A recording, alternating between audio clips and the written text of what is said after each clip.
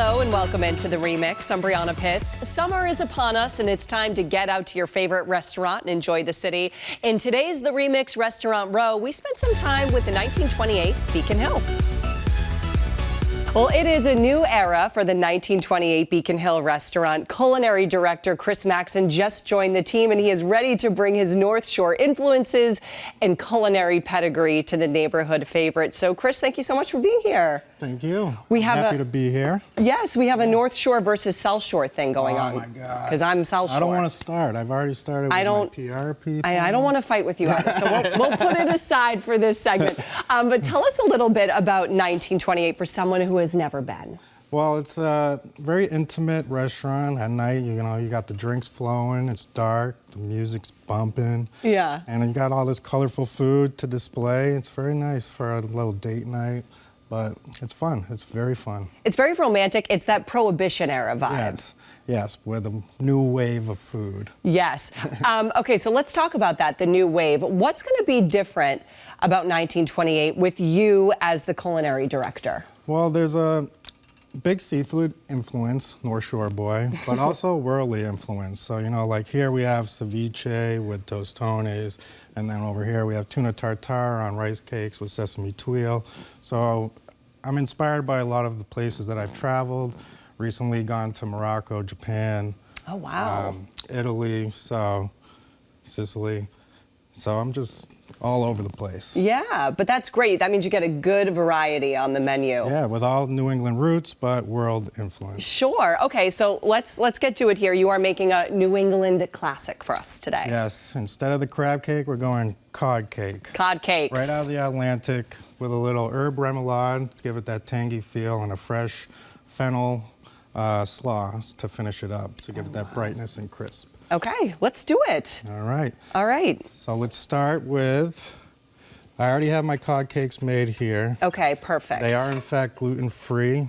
Lovely. The binder is actually potato instead of breadcrumb. Okay. So that's a little selling point for all you Yes. celiac and gluten-free people out here. That's right. We have so many ingredients So many here. ingredients in this remoulade. So remoulade is similar to your classic tartar sauce. Okay.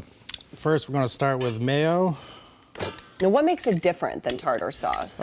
So remoulade just has more herbs. It's very herb heavy as opposed to your classic tartar. Gotcha. Where you have, it's pretty much just like the pickle, onion, and everything. Right. Is that a little mustard? It's a little Dijon mustard going in here.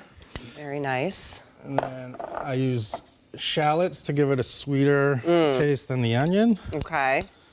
So we're gonna mix all this up in the bowl. This is so many ingredients. So many ingredients. So much love. Lots of chopping. Some parsley, finely chopped. A little bit of mint to give it a different herb feel, which isn't traditional. Oh, wow. A little finely chopped chive. You were not kidding about the herbs. No, I'm not kidding. I love herbs. I do too. A little fine There's such a gift. We're in the dill. season of herbs where you can grow them in your garden, so it's the best time. Summer's my favorite season for all ingredients, all the bright flavors. Little chopped capers. Oh, okay, a little So give salty. it a little brininess, yep. Yep. All right. And then we're gonna go some chopped cornichons, little pickles. You could also use dill pickle as well. Okay. But I prefer These are those cornichon, little the pickles. guys, yeah. Yes. Those are fun to eat. And that would be it. I have a little white balsamic vinegar to give it some acid, as well as lemon juice. And then we're just going to mix this all up. All right. You're going to whisk it in.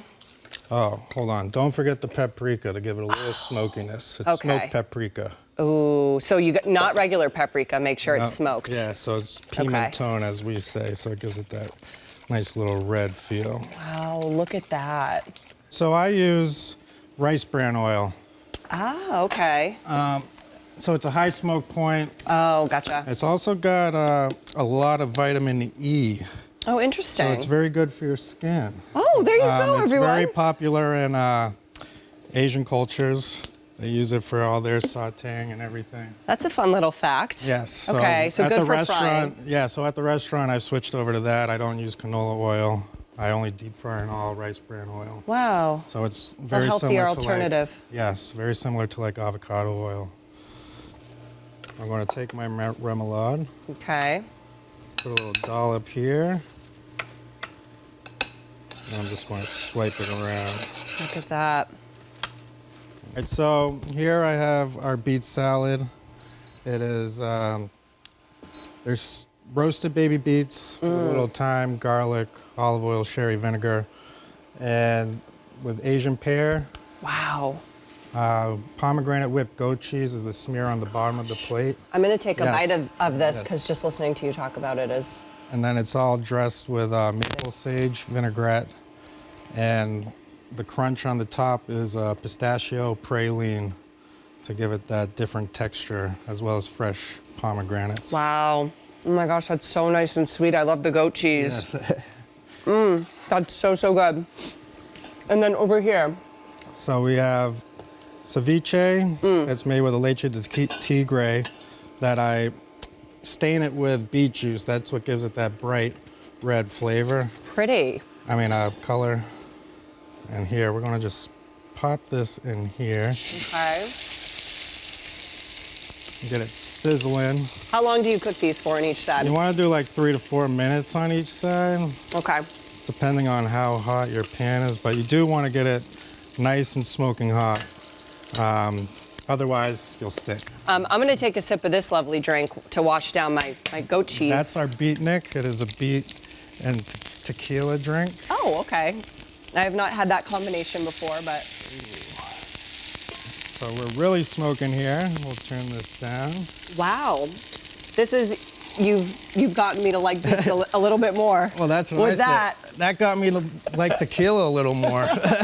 Yeah, that too. That can be tough sometimes. And now this So- is served no bun. This is just No straight up bun. like This is this. straight up. We're Okay. gonna dress it up and make it pretty. Because we're being healthy. We're being healthy. Not doing the bun. No. So I'm gonna lay this here, Okay. right in the dollop of remoulade. Yep.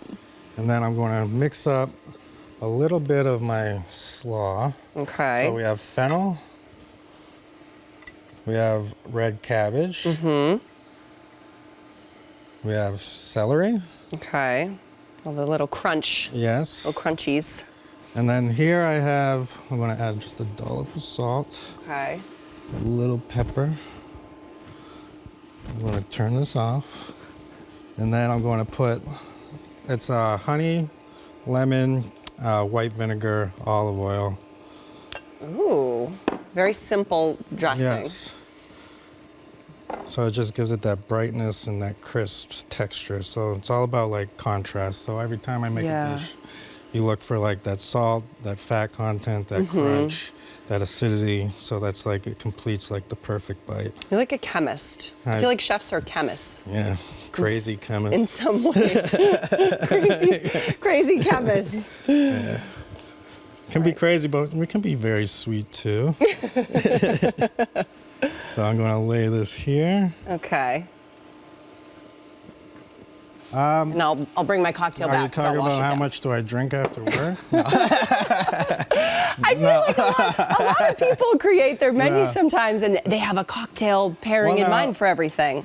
I'm gonna take a bite of this. I don't really play with the cocktails too much. Okay. But as you can see, we try to stay seasonal. Our bar manager, Tom, does a great job with the cocktail list, and we're always going back and forth, comparing ideas of what fruits are in season and everything to mix.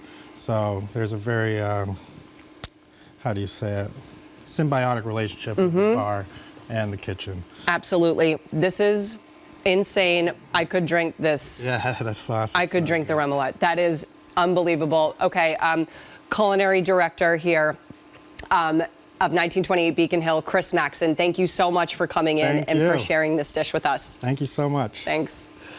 We've got much more to come. Food and cocktails with a twist. We introduce you to Baleia in Boston and the Portuguese flair they're bringing to their meals.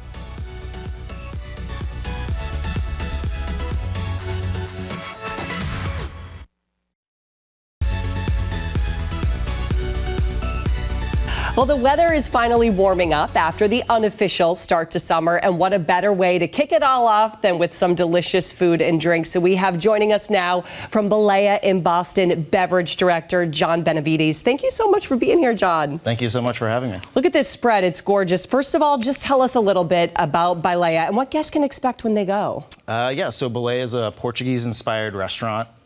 Chef Andrew Hebert kind of takes some of the modern dishes, or rather the classic dishes, and puts his own modern twist on them. So really great seafood forward, very fresh ingredients. Sure. What does Baleia mean in Portuguese? Baleia means whale. Oh, okay. Yeah. Okay. So the whale migrating patterns actually are the strongest around Baleia, or around Portugal. So we kind of pay an homage to that. Oh, very cool. I love that. And you talked about traditional Portuguese dishes. I mean, we have some of them in front of us today. Yeah, definitely. So to start off, a sweet roll. Who doesn't love a sweet roll? Yeah. Ours are definitely a nice balance of that sweet savoriness to kick off the meal. That extra sweetness does come through some fresh pineapple juice that we use, and then it's accompanied with a chamomile honey butter. Oh, wow. Just again to kind of amplify that sweetness. I can smell some of that too, even right now. When they're baking in the restaurant, oh my everybody's gosh, going crazy. Yeah. Now, we're talking about pairings today, what things go well. So I guess we'll work our way down the line. Yeah, absolutely. And you let me know what you would put with what. Yeah, I mean, the rolls go with everything. We have a couple different of our lighter wines. It is summer season. So we have our Quinta de Pedra Alta Rosé here. It's 100% Touriga Nacional, which is a grape usually used for red wine. Okay. But it gets very little skin contact. You can see it's actually the lightest of the two. Oh, so very nice, peachy, like Provence-style dry rosé. Wow, so that sounds so refreshing. Yeah. Especially as we head into summertime. Absolutely. Something else, when we went to Portugal, we tried a lot of the Vino Verde, the green wines. Oh, yeah, absolutely. That's so fun, it's definitely too. probably the most prominent or most famous region up there. Really great, bright effervescence. The two wines we have are actually going to be from the Douro region. Okay. So a little further inland than that. But still super light, bright. Ocean effect is all over Portugal. It's so close to the beach that it's kind of inevitable for it to happen. Okay, so we have a kind of a national symbol of Portugal over here. The Pastel de nata. Pastel de nata. I've been trying to practice. Yeah, our chefs worked on this for a very long time to get it just right. So it's just layers of butter and rolled flour to make that really crispy, crunchy crust. Yeah. And then there's a sweet egg curd, finished with a little cinnamon. We serve them warm at the restaurant. Oh my goodness. Okay, so you're covered for your dessert situation over here. Yes. Covered completely. Moving on. Also another super popular staple when you go out to dinner here. Yeah, you can't talk about Portugal without talking about salt cod. So these are our salt cod bolinhos. We make them in-house. We just lightly salt the cod and then whip it with potato, a little egg, green onion. Some places will use flour. We don't use that, so you still get that really nice crunch, but really light, bright, focusing on that cod. Yeah. And then a little saffron mayo on the side. Okay, and then over here we have an octopus dish. Yes, our carpaccio. It's one of our fan favorites. So the octopus itself, slow cooked, so it's nice and tender. Then we chill it and slice it into ribbons. Dress it with a little smoked paprika aioli, and then top it with some salted Moroccan black olives, some crispy potato crunchies, a little lemon juice also to brighten that up. Okay, so these are obviously very kind of different flavors than what we have happening here. How do you decide what you pair with a cocktail, versus a wine? Would you pair these with some different drinks? Yeah, absolutely. I think similar with wine, it's, what are you looking for? If you have something fried, you're going to want something a little lighter, brighter, a little more acid to it to kind of help brighten it up and help cut through that fat. Where you have things maybe even, to prime the engine, if you will, as an aperitif or digestif, something a little more spirit forward. That can help go with some of the richer dishes as well. Okay, are we making a cocktail today? Are we going to try out one of these? Yeah, so I brought stuff to make two. One of them is our Good Trouble. It's kind of a take on like a lychee mango margarita. Ooh, we do that with a little tagine rim. And then our spirits program itself focuses on some of the major ports that Portugal has an influence on over the world. And in southwestern Japan, they actually brought tempura to Japan. So in honor of that, we actually have a Japanese vermouth made from sake to kind of go in the cocktail as well. Oh, how cool. Okay, so we'll let you get started on making some of these, and I'll keep talking to you here. But so it sounds like you guys have put a lot of thought into this menu, very intentional. Yeah, absolutely. I think, there's a lot of impact and a lot of history, for better or for worse, and it's important to acknowledge those things and those influences. Yeah. With countries just interacting with each other changes the food and changes absolutely. the way people will imbibe. So. Okay, so is this lemon and lime? So we started off with an ounce of our lychee syrup. Oh, okay. A little bit of lime juice. Okay. Lychee and lime. And then we have our tequila ocho here, Blanco tequila. It's definitely a nice grassier style tequila. Oh, okay. So that grassiness will come through with that. Just over an ounce of that. Oh my goodness. I can't believe I get to try this. I'm very, very excited about this. And then the Uca Bermuto, although it's made in the style of a vermouth, they call it Bermuto kind of as a joke because vermouth has to be made from wine, and this is made from sake. Ah, okay. So a little cultural play. Yes, exactly. On things there. And then this is mango, you said? Yeah, so this is a Chinola mango. It's a great kind of like slightly drier mango liqueur. So you can kind of add more sweetness if you like it a little sweeter, or you can cut back if you like your cocktails a little drier. Okay. All right, so now we're going to shake this all up, I'm guessing? Oh, yeah. It's the next thing. See the bartender shake. There you go.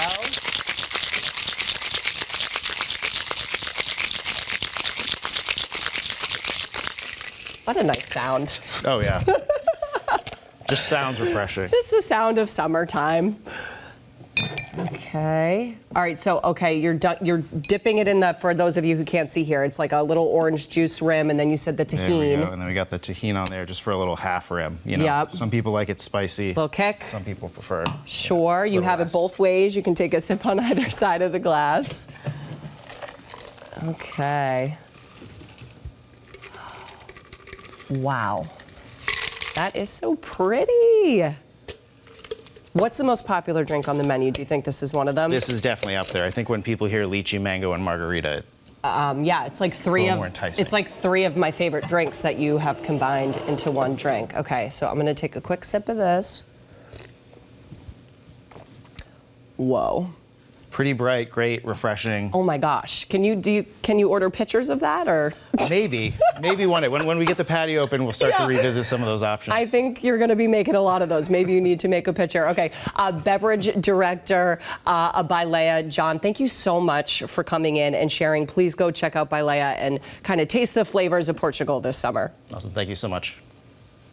Coming up on the Remix, navigating the city's nightlife. Next, some tips on the best spots to go and finding the hidden gems across Boston.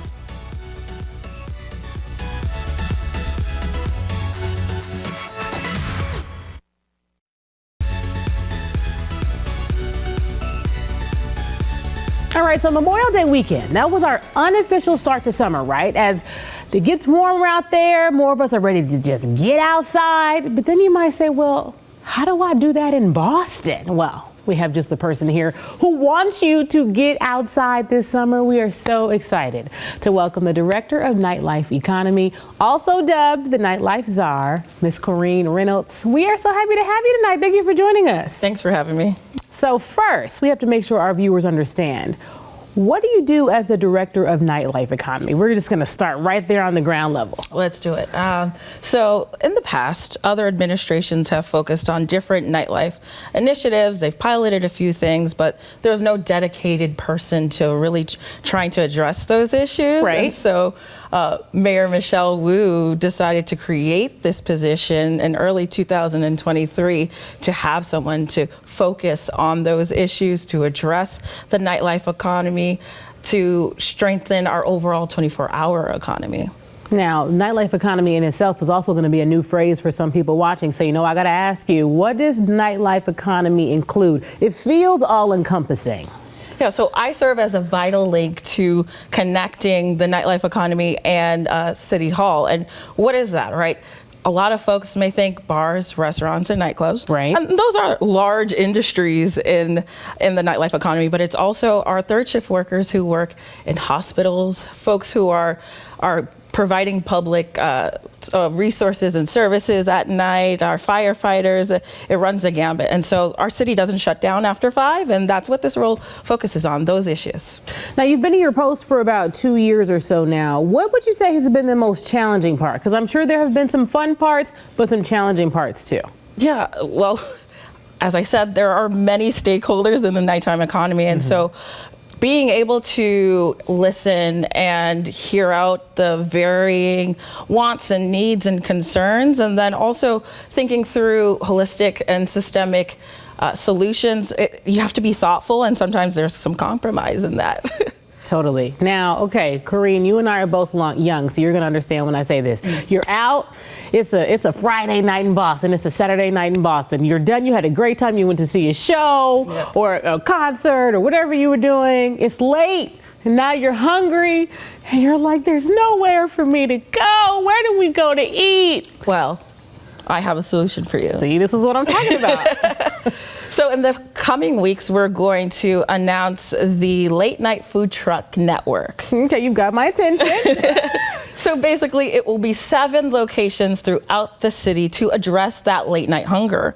And we're not just addressing it for folks who are going out to concerts and clubbing, but we also want to address the issue of access to food late at night for our third shift workers. So nurses and folks who have been helping you at that theater or bar that you've been at, or a firefighter who wants a snack at night. And so we're really excited about this initiative. We'll have the lottery on June 6th, and then shortly after we'll announce all 7 locations and who's going to be at those locations. Oh, this is great. This means you got to keep up with her, okay? Because you heard it here first. We like to support each other in the city, so we got to keep up with this for sure. Also, I want you to talk to us about how equity is a priority when it comes to building up the nightlife in our city. Yeah, equity is important to this work, but it's important to the overall administration, ensuring that folks have the place where they can have fun and celebrate, create community, feel welcomed, feel identified. It is super important. And we've invested in this in a few ways, but one specifically is through our space grant program. And this is a program where we have invested directly into businesses to build their brick and mortars. As a result of this program, we've been able to invest in ideas like Danny's Queer Bar over in the Back Bay, and then also Sorrel and Lime over in Dorchester. And what is so nice is, you know, that when you see yourself, you're going to go back again. Exactly. You're going to tell a friend. Exactly. So, which is why the investment in the equity is so important. Now, your job is also about keeping folks safe while they're enjoying the nightlife here. And I think sometimes people don't think about how important safety is as a part of your job as well. Yeah, as they say, safety first. And so last fall, we identified some issues like drink spiking, right? And so how we've addressed that is we distribute 33,000 drink spiking prevention covers to 40 different bars throughout the city. And so we're not going to stop there. In the fall, we're going to distribute even more of those drink spiking prevention covers to ensure that we are hitting that issue right on the head and taking agency in our safety. Now, Corinne, you know, I don't have to tell you, Boston catches a lot of flack for its nightlife, especially when you have cities like New York and Philly and D.C. I did my homework a little bit. I know you're a Chicago girl, so you know if you're in Chicago, this is not that hard. But tell us about the parts of town that are actually thriving, because I'm sure there are parts of town that are thriving in terms of our nightlife. Yeah, you know what those parts are?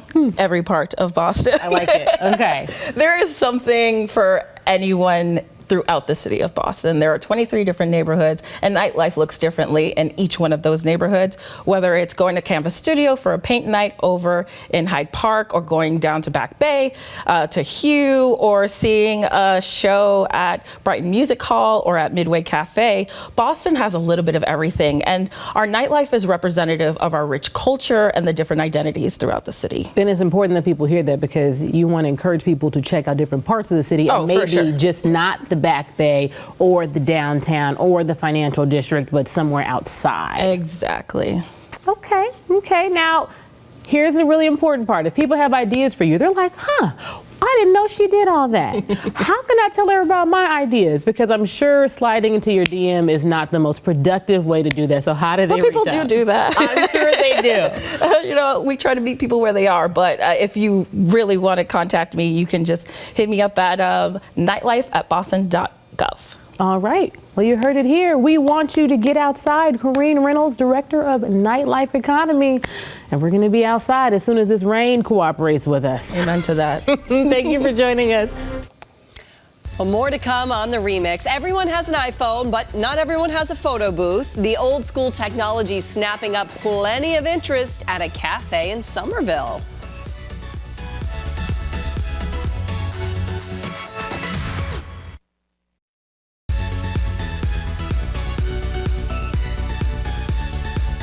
A diesel cafe in Somerville is giving us a snapshot of the past. A vintage photo booth, technology that turns 100 this year, is capturing the heads and the hearts of a younger generation. Photojournalist Felicity Otterbein gives us an inside look through her lens. How often do you have to do this? So every 6 weeks minimum, but if it's really busy and we do a lot of photos, more quickly, because time and then also number of photos age the chemicals. It's all analog. It's photographic paper that's in this reel up top. It gets fed down into this camera. This is the shutter here. And actually, so there's a prism inside here. The light from your face comes in here, hits the prism, and then hits the paper. And then it gets fed down.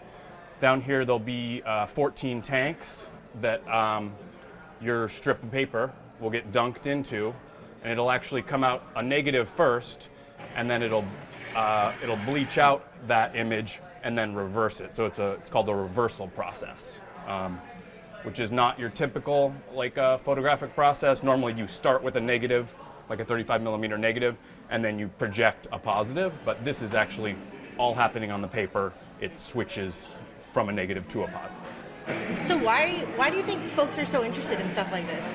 You know, nostalgia to a degree, and just I don't know. I think the photos are better. You know, they're like archival quality. Like my mom has pictures from photo booths from when she was a kid or when her mother was a kid. You know, that are still look great. You know. Thanks for joining us. We'll be back next week for more lifestyle, community, and entertainment news.